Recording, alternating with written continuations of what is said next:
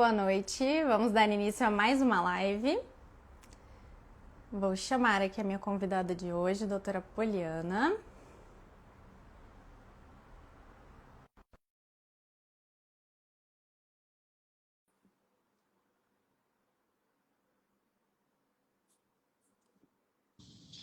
Olá, Oi, Poliana!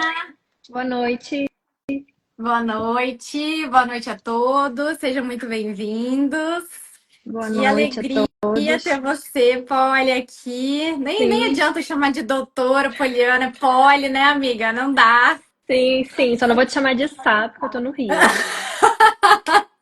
É uma afronta aos cariocas, né? Não dá. Gente, Poliana é uma convidada muito especial para mim, que é assim, é uma das minhas arritmologistas de referência, realmente, tá se tornando aí um expoente no Rio, sem dúvida, uma referência para todos. Conheço Poli desde a residência de clínica médica que fizemos juntos na FRJ. Foi minha primeira amiga da residência que chegou, Vini, eu vou te apresentar o hospital e foi me apresentar todo o hospital. É uma assim, uma médica incrível, uma pessoa maravilhosa, minha madrinha de casamento.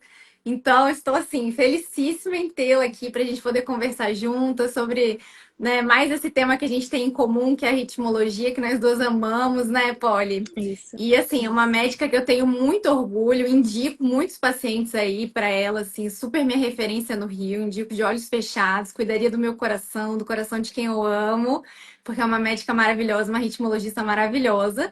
E vou te chamar para você se apresentar, Polly, contar um pouquinho sobre você, da sua formação, quem você é, onde você trabalha, para o pessoal te conhecer um pouquinho mais. Tá bem. Obrigada por tantos elogios, né, amiga? Vindo de amiga, a gente sempre desconfia, mas Ai, não, obrigada.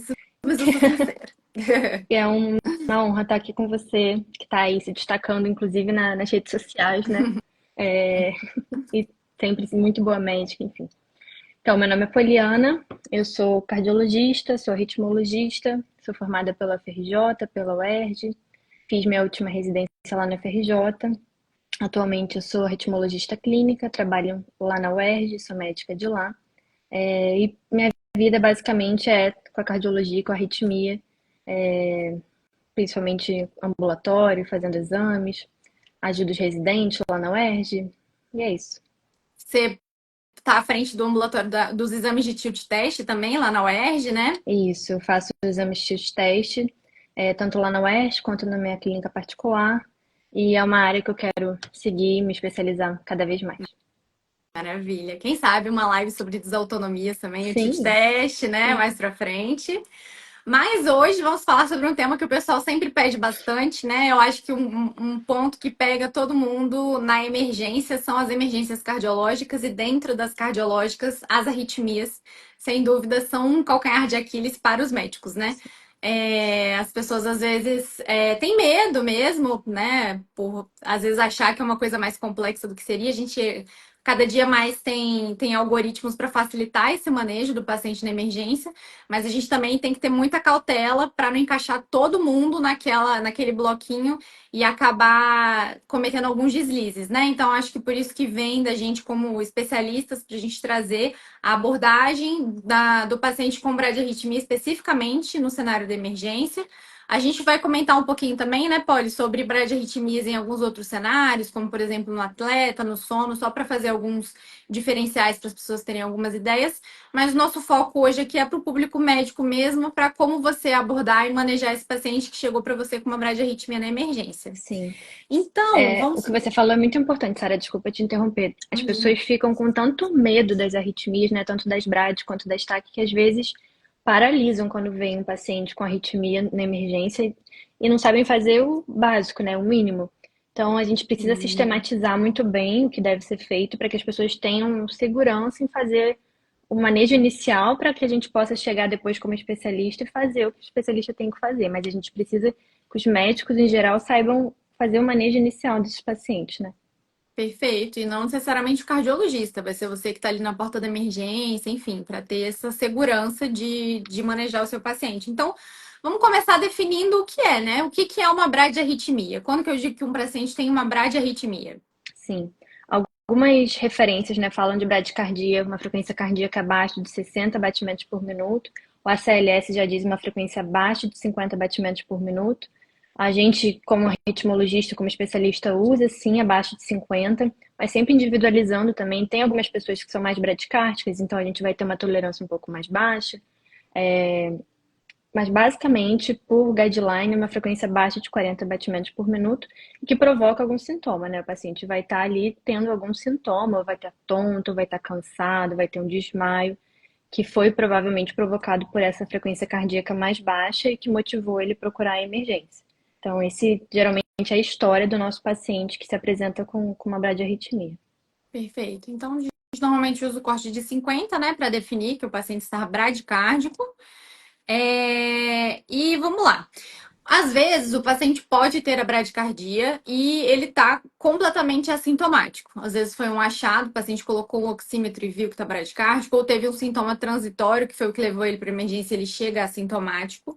Mas, quando o paciente tem sintoma, quais são os sinais e os sintomas que mostram que essa bradiarritmia ela pode ser clinicamente significativa no paciente que está chegando para a gente na emergência? Sim, na maioria das vezes os sintomas são esses que eu falei, né? O paciente está um pouco mais sonolento, mais tonto. Isso nem sempre é sinal de gravidade. O paciente pode estar estável, com a pressão normal, e a gente não precisar correr para fazer nenhuma estabilização dele, né? A gente tem sempre que se focar nos sinais de instabilidade, que são sinais que a gente precisa atuar de forma mais rápida e enérgica para que esse paciente não corra risco de evoluir como piora. E basicamente são sintomas que deixam todo mundo com medo, né? Então, falta de ar, a dispneia, né? Dor no peito, que é a angina, redução de nível de consciência, então quando o paciente está mais torporoso, até sincopa. Basicamente isso, né? São sinais de que não está tendo uma perfusão adequada dos sistemas, né? Ou do sistema nervoso central, ou do sistema cardiopulmonar, e isso provoca todos esses sintomas de instabilidade.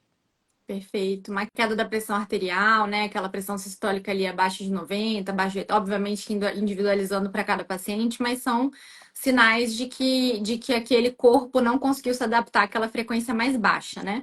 Mas, Sim. como a gente falou, às vezes o paciente apresentou algum desses sintomas em casa e quando ele chegou para a gente na emergência, naquele momento ele está estável. Então, ele teve um sintoma transitório e naquele momento ele ficou sem sintomas. Isso é muito comum que É, você falou. Desculpa te interromper de novo. nada, Às imagina. vezes, o paciente, no momento da instalação da bradiarritmia, né, ele faz um sintoma transitório e o corpo faz algumas outras medidas, como aumentar a pressão arterial, fazer vasoconstrição, que acabam compensando um pouco aquela frequência cardíaca mais baixa, mas mantendo o débito cardíaco mínimo e razoável para ele manter o funcionamento dos órgãos dele e acaba melhorando desse sintoma quando ele já chega na emergência. É bastante comum isso. Perfeito. E aí é que é o ponto da gente fazer a distinção de quando a gente vai intervir, né, Polly? Então, assim, quando que a gente precisa fazer alguma coisa, seja medicamentoso, seja pensar no marca-passo, quem que é o paciente que a gente precisa pensar em fazer alguma intervenção? Basicamente, a gente tem que estar sempre atento a esses sinais clínicos, né, do nosso paciente. Quando o paciente não tem nada, ele só está bradicárdico, um pouco mais sonolento, mas conversa bem com você, não tem nenhuma alteração de gasometria, nenhuma alteração de perfusão, a gente só vai monitorizar esse paciente, fazer um eletro, pegar acesso venoso, fazer as medidas básicas da emergência e chamar o especialista. A gente não precisa fazer nenhuma droga, nenhum tipo de invasão. Quando a gente já identifica esses pacientes com critérios de instabilidade, então reforçando dispneia, redução de nível de consciência, dor torácica, esses pacientes a gente já precisa agir de forma imediata. Então, nosso foco tem sempre que tentar distinguir esses dois grupos de pacientes, pacientes com estabilidade hemodinâmica e sem estabilidade hemodinâmica. Uhum. E a partir do momento que a gente definiu, então, né? Então, já definimos que o paciente estando estável naquele momento, mesmo que assim, ele veio porque desmaiou, veio porque teve o sintoma, mas chegou estável. O paciente naquele momento não tem sinais de instabilidade, que são esses que a gente citou. Esse é o paciente que vai ficar monitorizado e você vai aguardar para fazer qualquer intervenção. Você não vai medicar o monitor, não vai intervir na frequência do monitor, né? Salvo algumas exceções que a gente vai falar mais à frente. Mas, de um modo geral, o paciente está bradicárdico estável, não temos intervenções. Agora, vamos para o outro lado. Meu paciente tem uma bradicardia, tem uma bradiarritmia, e ele está se queixando de dor no peito, está se queixando, está confuso, está sonolento, as extremidades estão frias, Aí vamos para as nossas opções, né? Como que a gente aborda inicialmente esse paciente que está bradicárdico e tem sinais de instabilidade? O primeiro passo é a atropina, que é uma droga muito conhecida, né, por todo mundo. É uma medicação que ela faz um bloqueio colinérgico, né? Ela bloqueia o parasimpático. Isso vai aumentar tanto a frequência sinusal quanto a condutibilidade pelo nó ventricular. E isso vai ter um efeito cronotrópico positivo. Então, em algumas situações, isso vai melhorar a frequência cardíaca, vai melhorar a condução. Mas lembrar que existem, inclusive, algumas situações que a atropina pode até piorar o grau de bloqueio.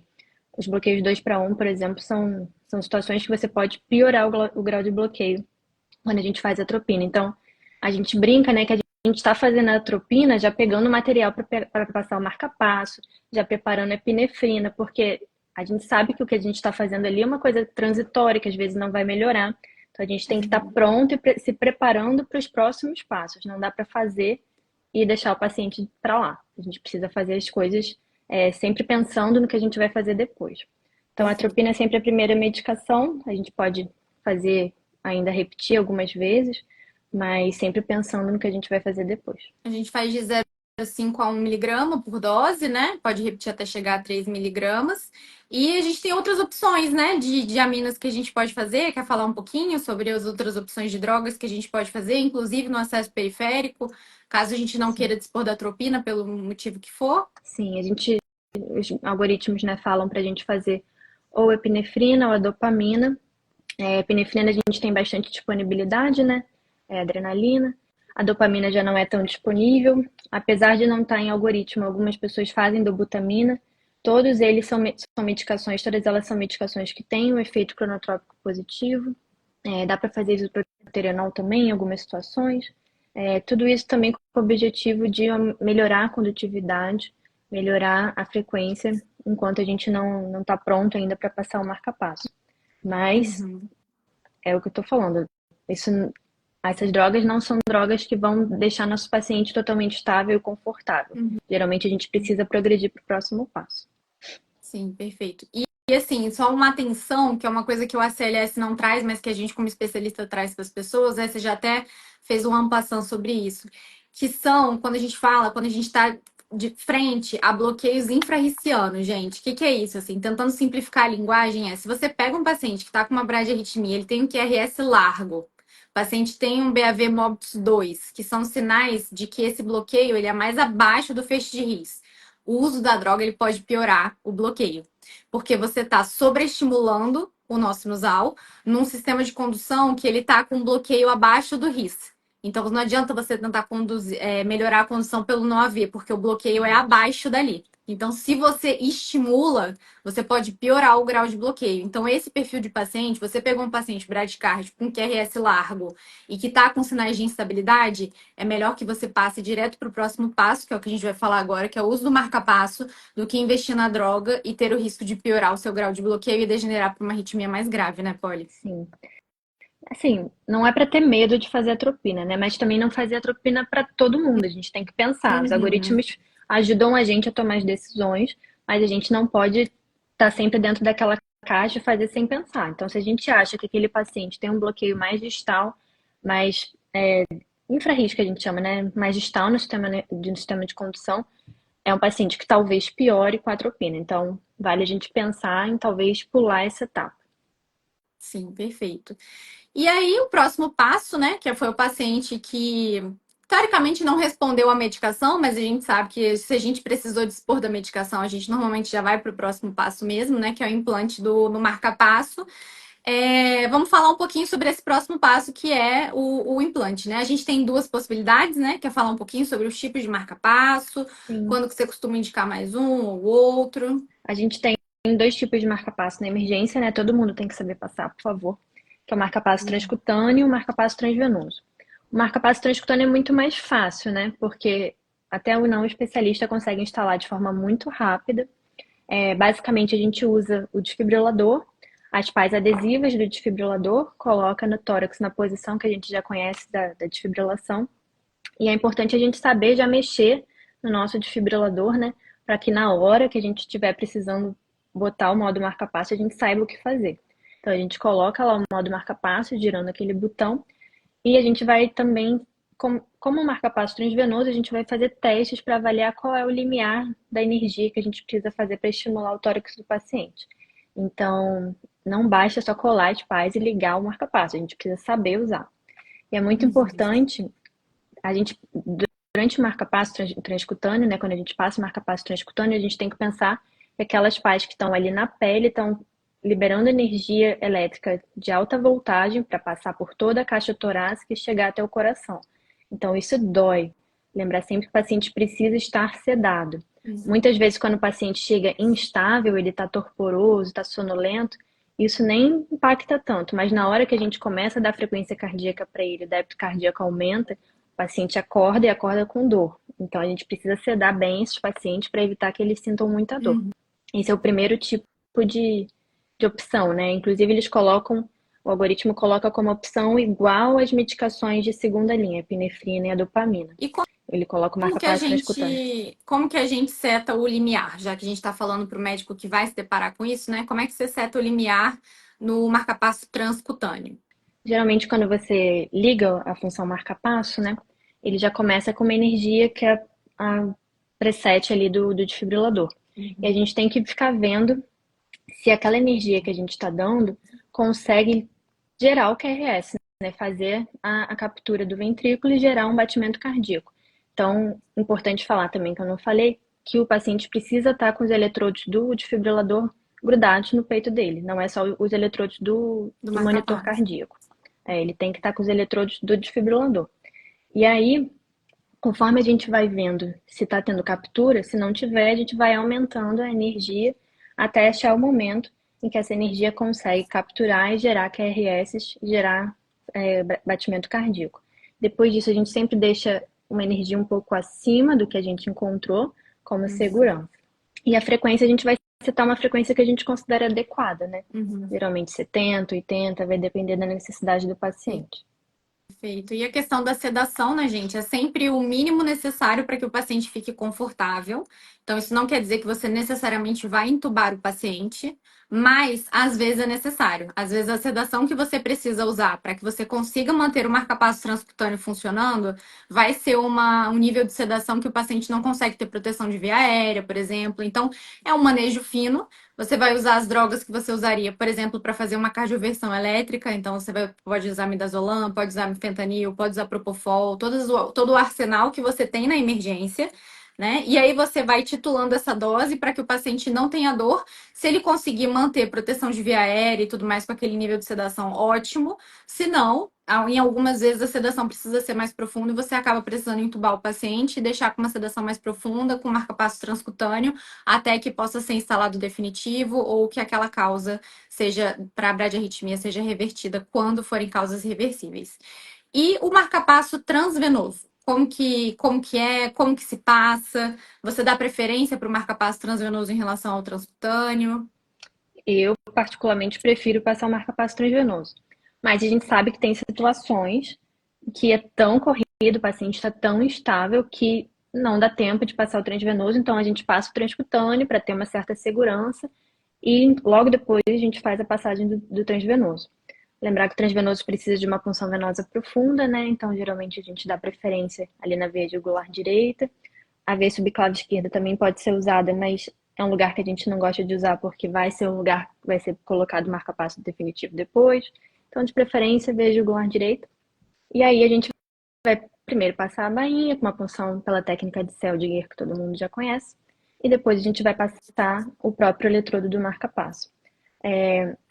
É muito mais elegante, né, a gente passar o marca-passo guiado pelo elétron. Então a gente consegue colocar o eletrodo grudadinho no elétrodo do paciente e a gente fica monitorizando pelo monitor onde que está a ponta do eletrodo e a gente consegue ir passando de forma elegante sem estar estimulando o paciente.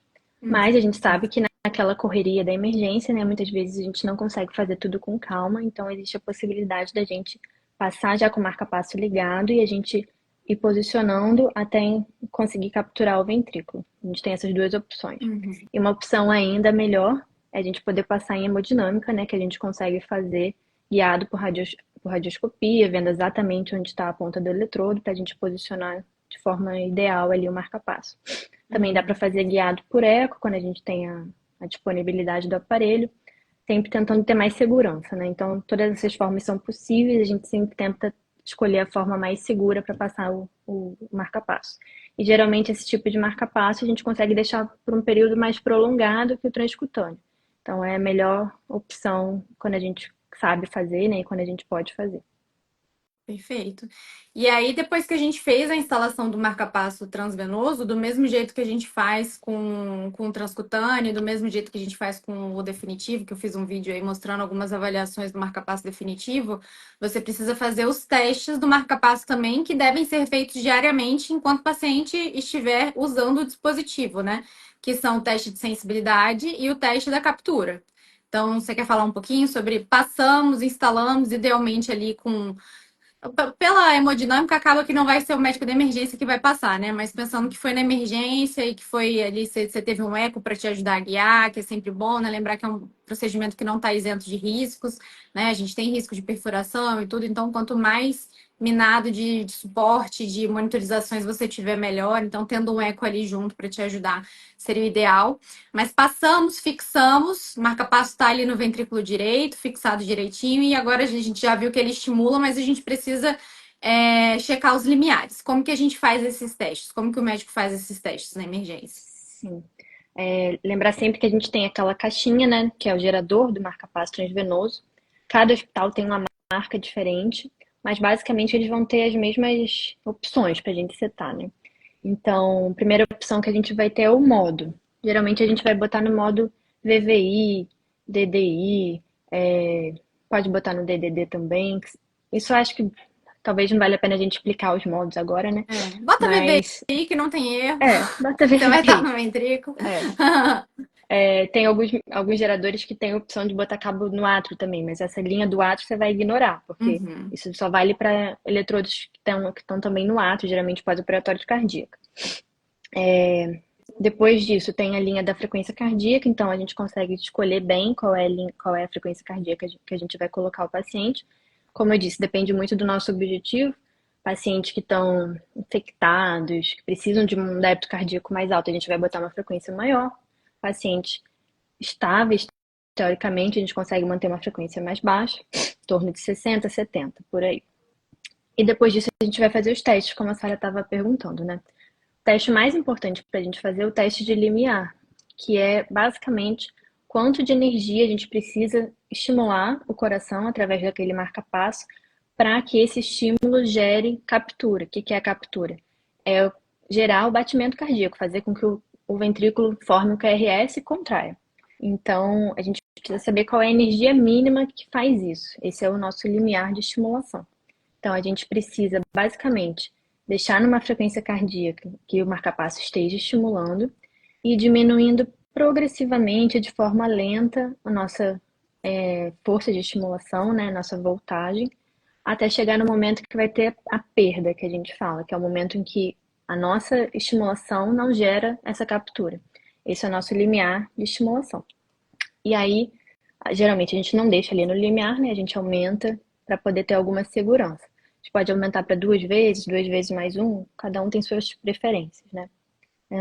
E também a gente vai testar a sensibilidade. Sensibilidade é uma coisa que todo mundo tem dúvidas, né? Muitas vezes, na emergência, eu acho que não é tão essencial assim que a pessoa mexa, né, na sensibilidade. Mas, vamos falar aqui. A sensibilidade, a gente precisa que o paciente esteja em ritmo próprio. Então, nem sempre a gente consegue testar sensibilidade, ou porque o paciente realmente gamou no marca-passo, não tem mais nenhum escape, ou porque o escape do paciente é uma frequência muito baixa, a gente não quer deixar ele com aquela frequência. Então, nem sempre a gente vai testar.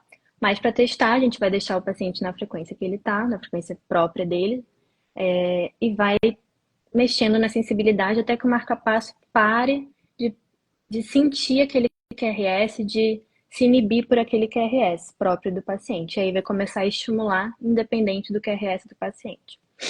Acho que você pode explicar sobre o muro, enfim, não sei se é Se a gente vai Eu se acho que é aprofundar legal, tanto. porque essa é uma dúvida que as pessoas têm, né, cara, sobre a sensibilidade. E eu, antes de entrar pra arritmia também, às vezes ficava no. A sorte é que quando você pega o marca-passo provisório, ele, no máximo da sensibilidade, ele normalmente está escrito Aham. assíncrono. Então você já sabe que para lá você está aumentando a sensibilidade. Mas eu gosto Diminuindo a de pensar sensibilidade. no. Eu gosto de pensar na. Olha, falei, acabei de confundir. Eu gosto de pensar na sensibilidade como um muro, né? Então, quanto maior o muro, menos você tá vendo o que tá do lado de lá. E eu fiz uma analogia uma vez para uma residente que ela gostou, que é o seguinte: quanto mais sensível o marca-passo quanto mais sensível, mais ele sente, mais ele se inibe, mais coisa ele está enxergando. Então, Uhum. quanto maior a sensibilidade, mais ele consegue ver coisas e mais estímulos chegam até ele. Então, pensei assim, pensa num residente que é muito sensível. Qualquer coisa que o staff faça, o residente vai se inibir e ele não vai atuar. Se o residente não for tão sensível, ele vai conseguir continuar dando os estímulos dele, independente do estímulo que o staff faça em cima. Muito E bom. era uma residente tímida. Ela falou: Caraca, depois dessa eu agora peguei. Então é isso, né? Se o marca-passo está muito sensível, ele está se inibindo por qualquer coisa que ele esteja vendo, né? Se você deixa o marca-passo mais duro, né? O marca-passo no modo assíncrono, ele vai atuar independente do que venha de estímulo, que é o que a gente faz, por exemplo, quando a gente vai mandar um paciente para uma ressonância ou Uma quando ele vai para cirurgia. uma cirurgia, que a gente não quer que o marca-passo enxergue nada, a gente programa ele no modo assíncrono, a gente joga ele para o modo assíncrono que é como se fosse ali no provisório, né? Como se a gente tivesse jogado ali até o final para o modo assíncrono, e aí ele não enxerga mais nada, independente de haver ou não QRS próprio do paciente, ele vai jogar espícula. Esse que é o conceito da sensibilidade do marca-passo. Isso. Gostei da sensibilidade staff residente. Você gostou, amiga, da minha Gostei, analogia? gostei. Mas não se assustem, porque a maioria das pessoas não entende mesmo isso e não é uma coisa totalmente essencial para ser feito na emergência. A gente precisa saber testar principalmente limiar, Sim, que é o que o paciente vai depender ali da estimulação. sim, perfeito. Bom, falamos da diferença do provisório e do transcutâneo. E, bom, a gente tem que lembrar também, né, bom, colocamos, a gente vai chamar o especialista e tudo, mas a gente tem que lembrar que não necessariamente o paciente que ganhou um marcapasso provisório, ele vai precisar do definitivo, né, por diversas situações. Existem causas que são reversíveis para bradiarritmias, que podem gerar instabilidade e ainda assim serem causas reversíveis. Você pode citar algumas causas dessas pra gente? Sim. Muito comum, né, que a gente vê intoxicação medicamentosa. Então, tem várias medicações que a gente usa, inclusive na cardiologia, na arritmia, que são medicações que têm como efeito colateral as bradiarritmias, seja doença bloqueio sinusal, bloqueio AV. Então, a medarona, beta-bloqueador, bloqueador de canal de cálcio, digoxina, todas essas drogas com efeito cronotrópico negativo podem ter como efeito colateral as bradiarritmias. E muitas vezes a gente suspendendo essas medicações, a gente consegue manter o paciente sem necessidade do implante do marca-passo definitivo. Outras causas são causas sistêmicas, hidroeletrolíticas, por exemplo, hipercalemia tem influência, distúrbios de magnésio, doença renal aguda, acidose, tudo isso também pode gerar bradiarritmia. Doenças da tireoide, então o hipertireoidismo está mais relacionado com taquiarritmias, mas no hipotireoidismo, como a mixedematoso, a gente pode ver bradiarritmia. O próprio infarto do miocárdio tem algumas situações que o bloqueio atrioventricular é reversível. Então, tem várias situações que a gente muitas vezes precisa indicar o marca-passo provisório, como você falou, mas que com o passar do tempo o paciente vai recuperando condução e a gente consegue deixar ele sem o marca-passo definitivo. Perfeito. E frisar também que às vezes é uma causa reversível, mas potencialmente recorrente, né? Então, por exemplo, às vezes é um paciente que tem insuficiência cardíaca e está fazendo bradiarritmia associada ao beta-bloqueador. Então, assim, naquele momento você não precisou, ou precisou passar porque ele ficou instável e tudo, e depois tirou, mas, poxa, tirar o beta-bloqueador reverteria a causa? Sim, mas é um paciente que não pode ficar sem o beta-bloqueador. Então, esse é o paciente que a gente vai avaliar e muito possivelmente vai ganhar o definitivo. Ou às vezes é um paciente renal crônico dialítico, que está fazendo distúrbio do potássio. Quão comum é para esse paciente fazer distúrbio de potássio? A gente tem que botar isso na linha, na conta. A gente está com um paciente agora lá que a gente está em definição de implante, que é uma sarcoidose. E aí é uma sarcoidose refratária e está em ritmo juncional. Poxa, mas se a gente, né, vamos fazer o corticoide, vamos melhorar a sarcoidose, tá, mas quão recorrente é isso? A partir do momento em que ele bloqueou por conta da sarcoidose, né? Então são coisas que, obviamente, vai ficar para o especialista julgar, mas saibam isso, né? Existem causas que são potencialmente reversíveis, tanto no paciente que você precisou intervir ou não, mas que às vezes você vai precisar do marcapasso definitivo por uma questão de otimização de terapia de doença de base, ou por ser um quadro, uma doença inflamatória que é recorrente, por exemplo, um paciente que é dialítico e vai recorrer àquele distúrbio hidroeletrolítico, e a gente acaba tendo que dispor do marcapasso definitivo, né? Bom, e lembrar que quando a gente fala nos contextos de intoxicação, né, a gente tem alguns potenciais reversores que a gente pode pensar, e aí, nesse caso, no paciente que está estável, a gente pode pensar em fazer também, né, Poli? Então, assim, quer citar alguns exemplos de, enfim, bloqueador de canal de cálcio, beta-bloqueador, o que, que a gente pode fazer também de medicação? Por exemplo, intoxicação por beta-bloqueador, que é muito comum. A gente pode fazer glucagon, pode fazer insulina, são medicações que conseguem reverter de forma mais rápida, né, os beta-bloqueadores, porque geralmente, se a gente for esperar o tempo de meia-vida da medicação passar, vai passar ele dias com a medicação ainda fazendo efeito. Os bloqueadores de canal de cálcio, a gente pode fazer um gluconato de cálcio, cálcio venoso, basicamente, né? De Uhum. goxina, a gente tem o anticorpo monoclonal antidigoxina, que não é muito disponível, mas a gente pode fazer. Então, tem algumas coisas que a gente consegue fazer, né, para evitar que o paciente precise do marcapasso provisório. Perfeito, maravilha. Bom, e a gente falou que, agora vamos entrar num contexto um pouquinho mais específico, né? A gente falou que normalmente quando o paciente está estável numa bradiarritmia, a gente não indica o marcapasso provisório. Mas, na medicina, como no amor, nem sempre nem nunca. Então, existem algumas situações, por exemplo, de bloqueio atrioventricular total, que o paciente está estável, mas que você deve sim passar o marca-passo. Sim. E aí a gente vai citar algumas dessas situações, né, Polly? Sim.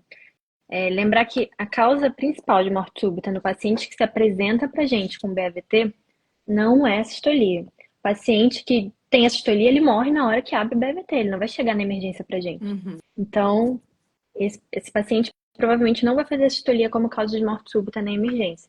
Esses pacientes fazem taquiarritmias. O Torsades é a arritmia mais comum nos pacientes com bradiarritmia por fenômeno R sobre T. Então, a gente tem que estar sempre muito preocupado com isso. Então, algumas coisas fazem a gente pensar em um risco maior do Torsades, que pode degenerar para a fibrilação ventricular, e a gente tem que estar procurando isso nos pacientes para indicar o transvenoso. Então, basicamente, frequências cardíacas muito baixas, ali, frequências abaixo de 35, 30 batimentos por minuto. QRS mais largos, que mostram que o bloqueio é mais baixo, a gente está precisando que os escapes sejam bem distais ali no sistema de condução. Intervalos QTs muito longos. A gente sabe que a bradicardia aumenta o intervalo QT, mas intervalos QTs muito longos, acima de 600, aumentam o risco de torsades. Quando o paciente começa a fazer muita extracistolia ventricular, principalmente aquelas extracístoles de acoplamento bem curto, bem ali coladinha com a onda T, tudo isso aumenta o risco do paciente fazer o torsade. Então, nesses pacientes, vale a pena a gente implantar o marcapasso transvenoso para evitar essa intercorrência. Eu já vi alguns casos de pacientes fazendo torsade, já tive paciente que a gente precisou chocar, inclusive, desfibrilar, né? Então, vale a pena a gente passar o transvenoso para evitar esse tipo de problema. Alguns pacientes a gente até tem que botar uma frequência mais alta para diminuir, tentar suprimir esses extracístoles que acontecem bastante. Sim. E também no cenário do pós-infarto, né, Polly? Porque às vezes pode ser um reflexo, dependendo da artéria que foi acometida. Não necessariamente o paciente vai ganhar o marca-passo. Hoje em dia a gente é até menos permissivo, a nossa nova diretriz mostra isso, né? A gente é menos permissivo com tempo pós-infarto de bloqueio para a gente indicar o marca-passo definitivo. Mas, independente disso, se o paciente está naquele estado agudo do pós-infarto e bradicárdico, a gente está num cenário em que ele acabou de ter uma isquemia, com um tecido mal perfundido e está muito bradicárdico. Então, esse é o paciente que, se está em BAVT, ainda que esteja mantendo estabilidade hemodinâmica, num cenário pós-infarto também é um cenário que você tem que ponderar para deixar uma frequência adequada para manter uma boa perfusão, né? Perfeito. Esses pacientes são pacientes muito graves, riscos também de taquiarritmias, então a gente tem que manter uma perfusão adequada do que ainda está vivo ali, né? Então, uma frequência maior vai ser mais adequado para esses pacientes. Sim, e lembrar sempre de todos os dias, até que né, a gente tem cenários em saúde muito diferentes, né? A gente tem aqui, dependendo da causa, o paciente, enfim, tem um BAVT, não tem causa reversível e tudo no dia seguinte vai ganhar um definitivo. E tem outros cenários que a gente sabe que o paciente vai ficar com um provisório aí, às vezes 2 semanas, esperando o implante, dependendo do hospital em que você trabalha. Então, lembrar que uma das grandes questões do implante do marcapasso transvenoso é que, com o tempo, você vai tendo uma aderência ali no local de inserção, você vai tendo um aumento da resistência àquele estímulo. Então, os limiares, eles têm uma tendência a ir subindo a cada dia. Então, o marca-passo provisório, ele tem que ser checado, os estímulos, os limiares, eles devem ser checados diariamente, né? Pelo risco de, enfim, primeiro que o paciente que está com marca-passo provisório, isso é uma coisa importante da gente frisar, né? Tá com transvenoso, esse paciente está restrito ao leito, né? Então, não vai nem para cadeira higiênica, é banho no leito, ele tem que ficar parado porque pode disposicionar o dispositivo e aí ele faz a sistolia.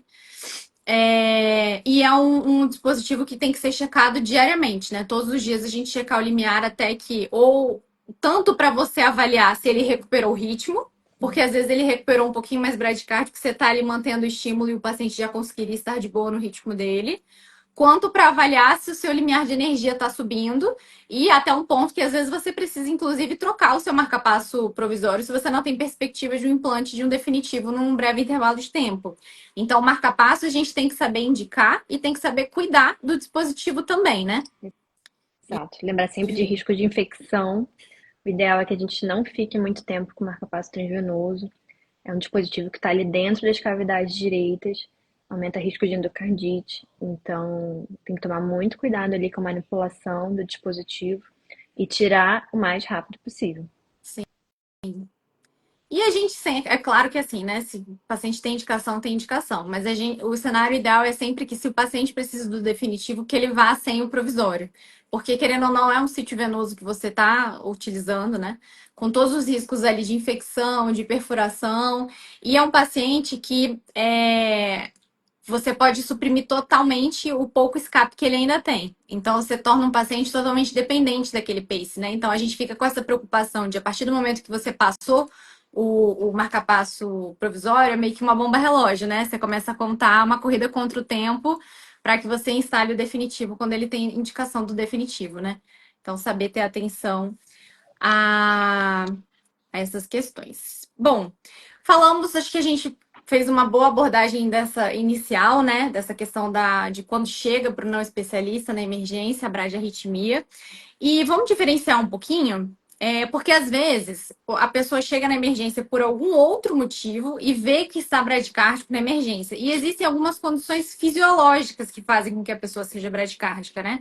Então, hoje em dia, cada vez mais a gente vê os pacientes vindo porque dormiram com os smartwatches e viram que no sono chegaram a frequências mais baixas. Ou às vezes a pessoa foi para emergência por algum outro motivo e chegou na emergência e viu que estava bradicárdico. Então, como que a gente diferencia uma bradicardia que ela é fisiológica, por exemplo, de um atleta, de uma bradicardia que ela é patológica e o paciente está assintomático naquele momento? É.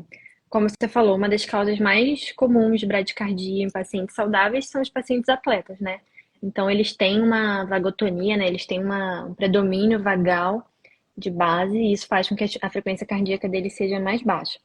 Mas, para diferenciar, basicamente a gente vai botar esse paciente para fazer esforço. Então, a gente coloca no teste ergométrico, se a gente quiser simplificar, a gente pede para dar uns pulos no consultório, na emergência, e a gente vai ver que a frequência dele sobe como esperado. Então, isso é uma forma bastante segura de a gente saber que ele tem competência cronotrópica, né? Ele consegue aumentar tanto a frequência sinusal quanto a condutibilidade pelo não atrioventricular de forma fisiológica e saudável. Já um paciente com doença, ele não vai conseguir ter esse aumento fisiológico da frequência cardíaca.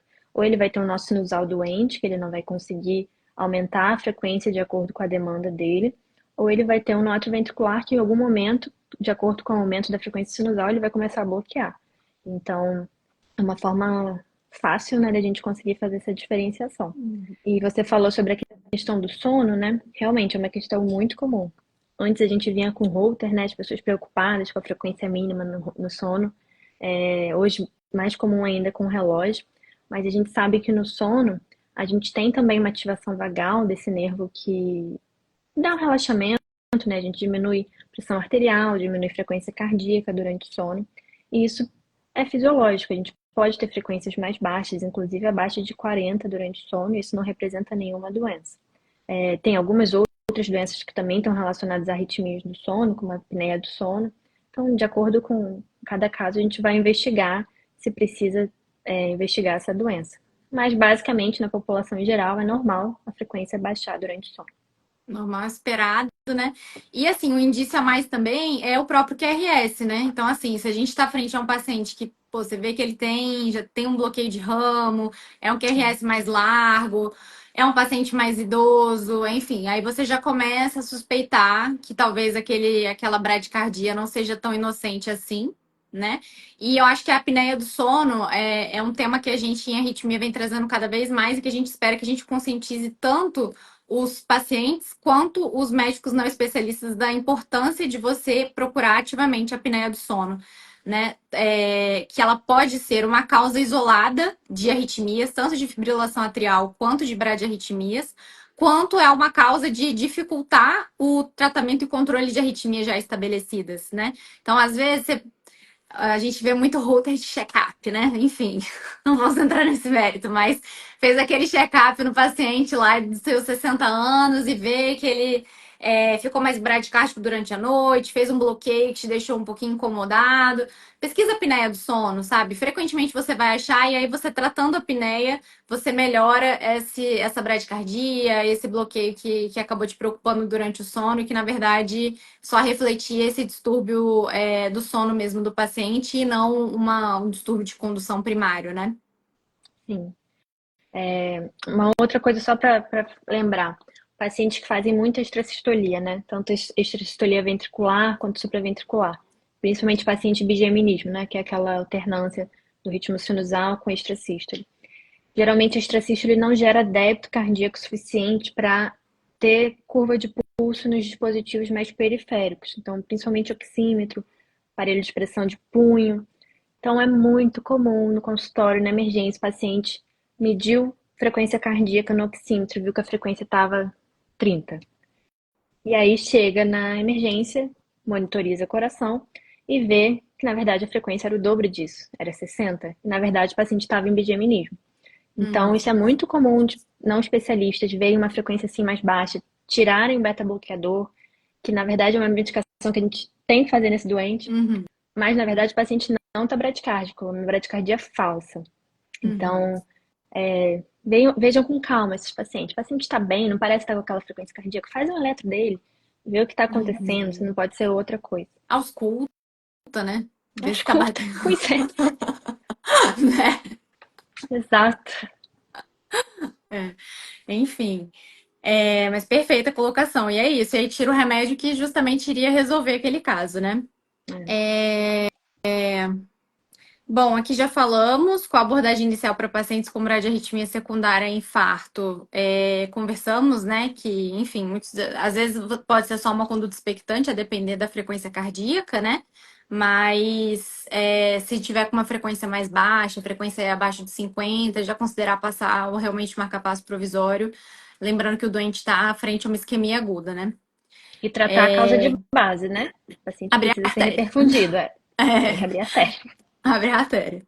Que é a prioridade, né? Então, assim, qualquer coisa você aproveita e faça o marca-passo na hemodinâmica, se for o caso, né? Isso. Já guiado pela radioscopia, mas abre a artéria. Bom, e pra gente, assim, sumarizar tudo isso que a gente falou, né, Polly?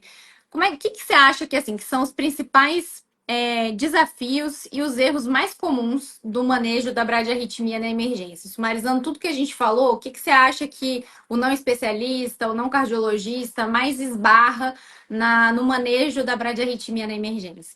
Acho que primeiro é esse medo que a gente comentou, né? As pessoas não precisam ter medo, é só ter tudo bem claro ali na nossa cabeça, saber o que fazer com calma, dá tempo da gente fazer tudo, o paciente não vai morrer em 30 segundos, a gente Uhum, consegue fazer tudo com calma. A segunda coisa importante, a gente precisa rodar eletro desses pacientes. Muitas vezes a gente tem só relatos, o paciente fez uma bradicardia, e aí quando a gente vai avaliar como especialista, a gente não sabe o que aconteceu, a gente não tem uhum, nada registrado. Então é muito importante rodar o eletro. Muitas vezes a gente fala, né, não vai rodar o eletro se isso for atrapalhar seu tratamento, mas na maioria das vezes, enquanto a gente está preparando as coisas, dá tempo de rodar um eletro muito rápido. Então, rodem o eletro, deixem o eletro com o paciente, porque muitas vezes esse eletro se perde. Então, uma uhum. coisa importante. Terceira coisa é sempre procurar por sinais de instabilidade, né? Como a gente conversou. Isso tem que estar, a gente tem que procurar ativamente. A gente não pode deixar passar aqueles pacientes que estão ali no limiar de baixo débito, que algumas vezes não estão reclamando muito. Então a gente acaba não vendo com tanta atenção, mas na verdade eles já estão mostrando sinais de baixo débito cardíaco. Quarta coisa são as medicações que a gente conversou.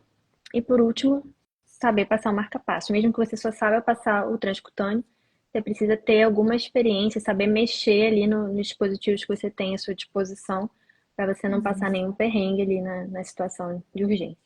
Perfeito. Acho que não se prenda completamente ao algoritmo, saiba individualizar o seu paciente, né? Não trate um monitor. Então, a gente vê com muita frequência as pessoas querendo fazer atropina e fazendo medicações em pacientes que estão bradicárdicos e completamente estáveis. Sim. E individualizar contextos, né? Eu lembro que uma vez eu estava frente a um paciente que tinha uma autointoxicação com benzodiazepínico e estava bradicárdico, estava extremamente sonolento, obviamente, porque tinha exagerado no benzodiazepínico. E aí um colega virou para mim e falou: "Você quer fazer atropina?" Aí eu falei: "Não, eu quero fazer flumazenil. Sim, Eu quero reverter a intoxicação dele pelo benzo. Depois a gente vê a pressão tá boa, tudo. Vamos reverter, ele tá intoxicado pelo benzodiazepínico." Então, assim, individualize o seu paciente, né? Porque às vezes a pessoa, os algoritmos eles vieram, obviamente, para facilitar a nossa vida. Isso não é uma crítica ao ACLS, claro que não. Eu acho que se você, todo mundo tem que fazer, todo médico tem que ter o ACLS. Tem que ter renovado, existe um motivo de por que os hospitais de qualidade fazem essa checagem, né? Que passam por acreditações, se os seus médicos têm um ACLS há menos de 2 anos e tudo, existe um motivo, e a gente tem atualizações nesses algoritmos de tempos em tempos, né? Então é importante ter sempre atualizado, mas saiba entender a história do seu paciente. Então, se é que seu paciente, enquanto um está ali estabilizando, que tem alguém conversando com aquele familiar, o que aconteceu, o que ele usa de medicação, né? O que está tomando, o que pode ter causado aquele cenário. Você tem tempo para isso e assim, eu sempre brinco né, porque a gente está ficando velho, né, amiga? Enfim, não, a gente está ficando mais experiente. Eu brinco com os mais jovens, com os residentes, com os acadêmicos, eu falo assim, você não pode se tornar mais uma intercorrência no seu plantão. Então, assim, o seu paciente está instável, você não pode instabilizar com ele. Você tem que ser a sim, pessoa e, assim, né? Toda a equipe multidisciplinar, ela é extremamente necessária para que a gente consiga ter essa harmonia, mas o médico vai orquestrar isso. Então, ele tem que ser a figura que consegue encarar com calma aquela situação e ir ministrando. E a partir do momento em que você tá tranquilo e você tá dando aquelas diretrizes, você vê que a equipe inteira se tranquiliza. Até o familiar se tranquiliza. Brinco até com os pacientes que, assim, um dos elogios que eu mais gosto de receber é quando as pessoas falam da minha calma em relação ao manejo de intercorrências. Então, recentemente tive um paciente num pós-cardíaca que teve, na retirada de um dreno, fez uma vasovagal, mas aí ele sincopou, e aí ele ficou muito desesperado com medo do que aquilo estava acontecendo. E aí eu fui, olha, ficar tranquila, porque você olhou pro furo do dreno, e aí a pressão caiu e não sei o que e tudo. Aí depois ele me chamou e falou assim, doutora, muito obrigada, porque a sua calma me deixou calmo. é Então, assim, ótimo. né, a gente não tem a dimensão disso, cara. A maneira como você traz para o paciente, como você traz para a equipe, né? E assim, estudem, gente, mantenham-se atualizados, né? Porque quanto mais você estudar, mais você for exposto. É por isso que a gente frisa tanto a questão, poxa, da formação médica, da residência médica, porque você é muito. Na residência médica, você é exposto a todos esses cenários que a gente está falando. Então, quanto mais exposto você é, mais anticorpos você vai criando para você ficar tranquilo numa situação dessa, né? De você olhar, tipo assim, eu já vi isso, já sei o que eu tenho que fazer. Eu já vi, então, assim. Quando você já viu 50 mil pacientes bradicárdicos, você já sabe quem que é o paciente que você vai ter que intervir, Sim, né? Quem que é o paciente que você olha e fica, não, beleza, esse daqui dá para esperar. Não, esse daqui eu preciso, esse daqui a gente precisa fazer alguma coisa que vai degringolar de um jeito que não é legal, né? sim. E Então, adicionando mais uma coisa, tenham a quem pedir ajuda. Então, na hora do desespero, às vezes a gente precisa de ajuda, a gente tem para quem uhum, ligar. Então, eu já sou uma pessoa que as pessoas me ligam pedindo ajuda, mas eu também tenho aquelas pessoas que eu vou ligar quando eu precisar de ajuda. Então, sim. nem tudo a gente vai conseguir resolver sozinho, né? Então, a gente precisa saber para quem perguntar nas situações de dúvida. Sim, perfeito. Saiba dividir a bola, né? Eu acho que é Sim, isso. Assim, não vai tentar matar tudo no peito sozinho. Todas as coisas são feitas em equipe. É sempre bom que você trabalhe no lugar. É difícil a gente ver uma emergência que tenha médico único, né? Mas às vezes você é o cara mais experiente do seu plantão. Então, ter a quem recorrer, tirar dúvida, nós estamos aqui. Eu também estou sempre recebendo, adoro, podem adoro. mandar os eletros. Só lembrem de mandar, por favor, as 12 derivações. E a história clínica do paciente, E por a favor. história clínica, porque às vezes vem aquele assim, V1, V2, Tchum! V3, 4. O que tem aqui? Eu É falei, manda o eletro difícil. inteiro? Pode mandar, gente, mas manda a foto do eletro todo e com uma história clínica, por favor, pra gente individualizar, né? Sim, por favor. Bom, acho que foi isso, né? Contemplamos bem, assim, o tema. Acho que foi bem abrangente a live. Obrigada mais uma vez, Polly, pela presença. Obrigada, Quer, amiga. quer fazer mais alguma consideração final? Falar mais alguma Não, coisa? só convidar todo mundo para semana que vem, né? Que a gente vai falar sobre taquiarritmias. Sim. Sim, dividimos em duas partes, porque eu acho que a gente vai conseguir destrinchar os temas, né, de uma maneira mais didática e com mais calma. Então, hoje fechamos as bradiarritmias, mas semana que vem estamos aqui juntas, terça-feira, às 8h30, mesmo dia da Sim, semana e mesmo horário, para a gente conversar sobre a abordagem das taquiarritmias na emergência. isso aí. Então, muito obrigada, Polly, mais uma vez. Obrigada, pessoal. Boa noite a todos. Boa Tchau, gente. noite, Boa noite. Polly. Beijo. Beijo. Tchau, tchau. Tchau.